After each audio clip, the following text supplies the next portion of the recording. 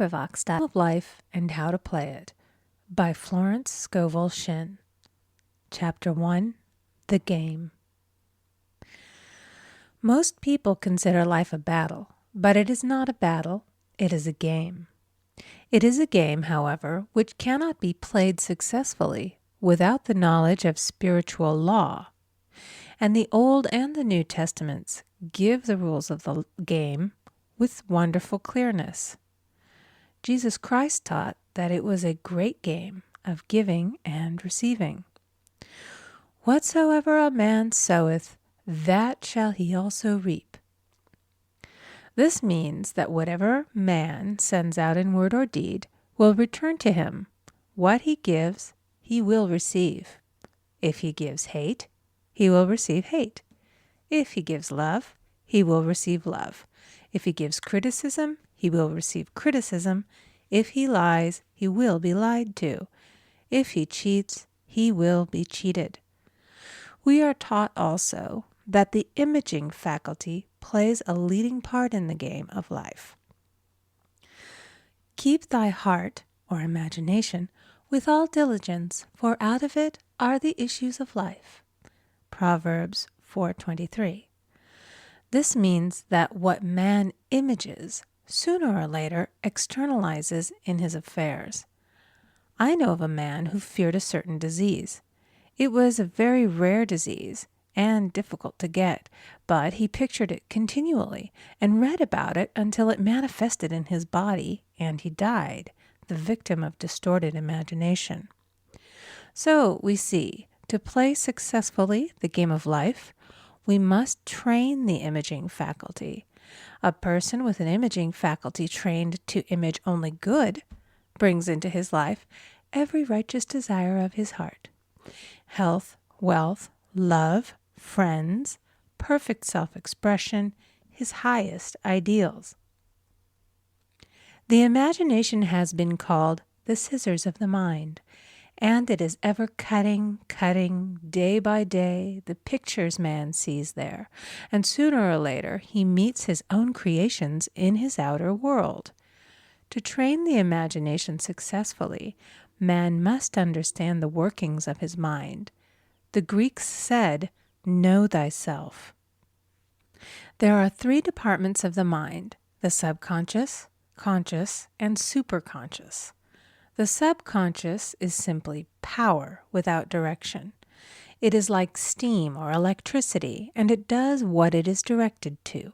It has no power of induction. Whatever man feels deeply or images clearly is impressed upon the subconscious mind and carried out in minutest detail.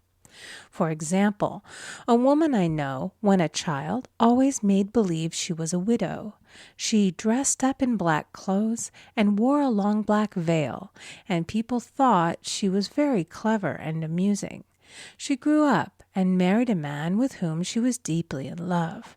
In a short time he died, and she wore black and a sweeping veil for many years. The picture of herself as a widow was so impressed upon the subconscious mind, and in due time worked itself out regardless of the havoc created. The conscious mind has been called mortal or carnal mind. It is the human mind and sees life as it appears to be. It sees death, disaster, sickness, poverty, and limitation of every kind, and it impresses the subconscious. The superconscious mind is the God mind within each man and is the realm of perfect ideas. In it is the perfect pattern spoken of by Plato, the divine design, for there is a divine design for each person. There is a place that you are to fill and no one else can fill, something you are to do which no one else can do. There is a perfect picture of this in the superconscious mind. It usually flashes across the conscious as an unattainable ideal, something too good to be true. In reality, it is man's true destiny or destination flashed to him from the infinite intelligence which is within himself. Many people, however, are in ignorance of their true destinies and are striving for things and situations which do not belong to them and would only bring failure and dissatisfaction if attained. For example, a woman came to me and asked me to speak the word that she would marry a certain man with whom she was very much in love. She called him A.B. I replied that this would be a violation of spiritual law, but that I would speak the word for the right man, the divine selection, the man who belonged to her by divine right. I added, if A.B. is the right man, you can't lose him, and if he isn't, you will receive his equivalent. She saw A.B. frequently, but no headway was made in their friendship. One evening she called and said, "Do you know, for the last week, A.B. hasn't seemed so wonderful to me." I replied, "Maybe he is not the divine selection. Another man may be the right one." Soon after that, she met another man who fell in love with her at once and who said she was his ideal. In fact, he said all the things that she had always wished A.B. would say to her. She remarked, it was quite uncanny. She soon returned to his love and lost all interest in A.B. This shows the law of substitution. A right idea was substituted for a wrong one. Therefore, there was no loss or sacrifice involved.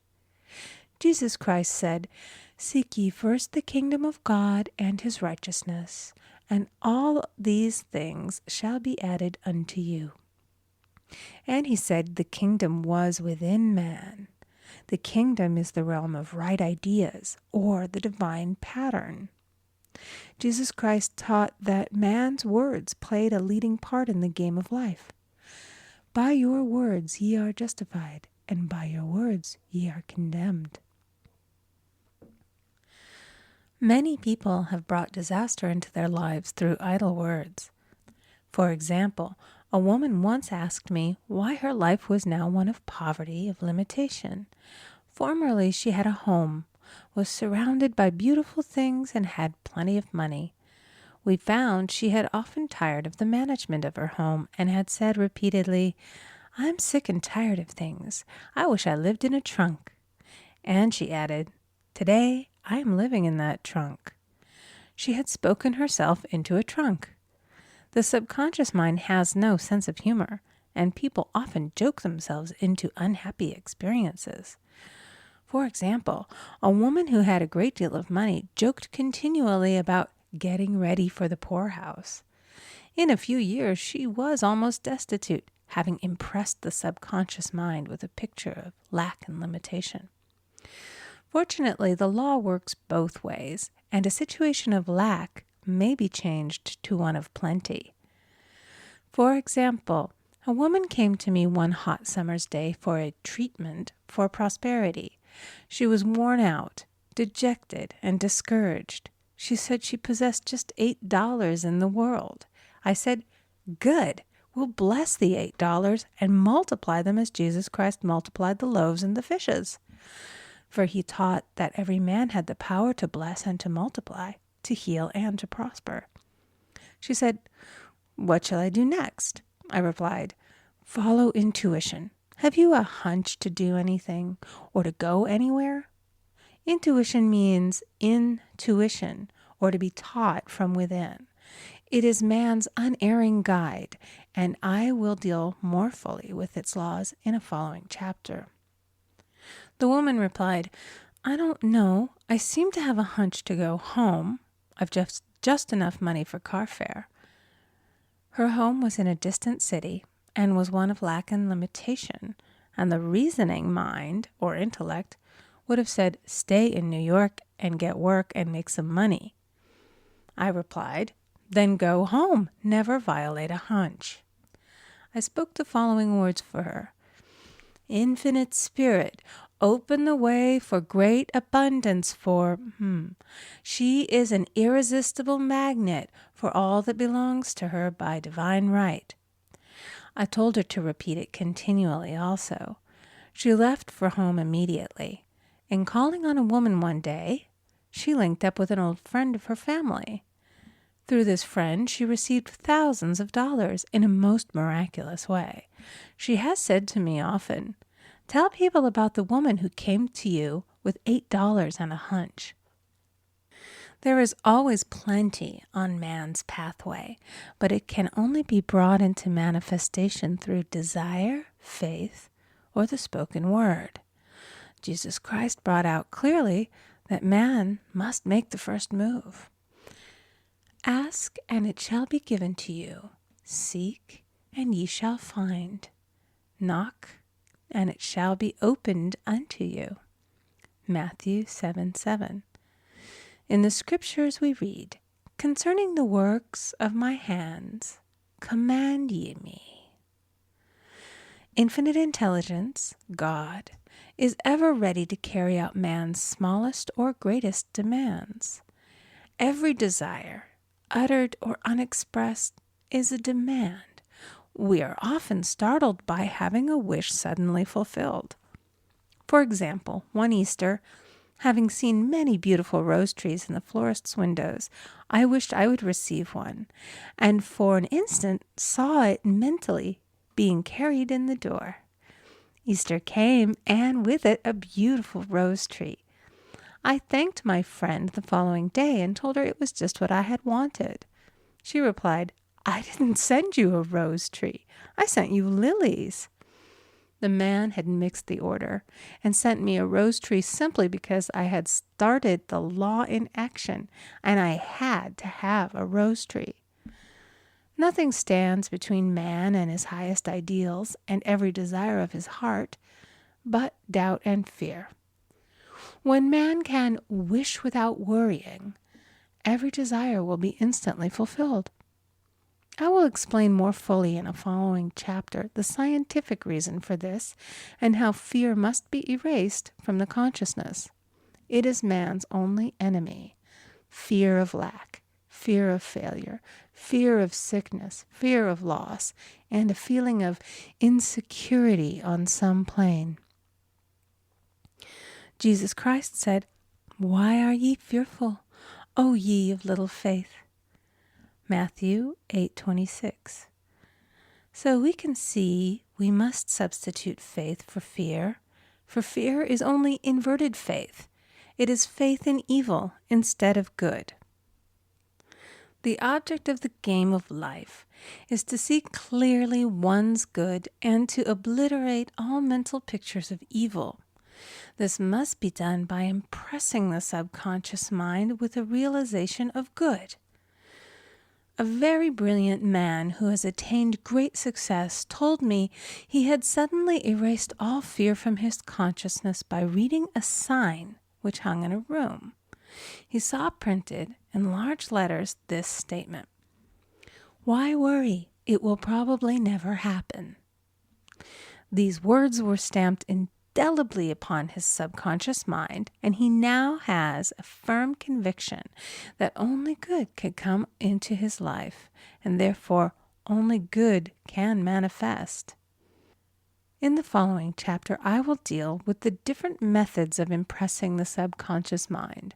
It is man's faithful servant, but one must be careful to give it the right orders. Man has ever a silent listener at his side, his subconscious mind. Every thought, every word is impressed upon it and carried out in amazing detail. It is like a singer making a record on the sensitive disc of the phonographic plate. Every note and tone of the singer's voice is registered. If he coughs or hesitates, it is registered also. So let us break all the old bad records in the subconscious mind, the records of our lives which we do not wish to keep, and make new and beautiful ones. Speak these words aloud with power and conviction. I now smash and demolish by my spoken word every untrue record in my subconscious mind. They shall return to the dust heap of their native nothingness, for they came from my own vain imaginings. I now make my perfect records through the Christ within, the records of health, wealth, love, and perfect self-expression. This is the square of life, the game completed. In the following chapters, I will show how man can change his conditions by changing his words. Any man who does not know the power of the word is behind the times. Death and life are in the power of the tongue. Proverbs 18:21. End of chapter 1. Recording by Amy Conger.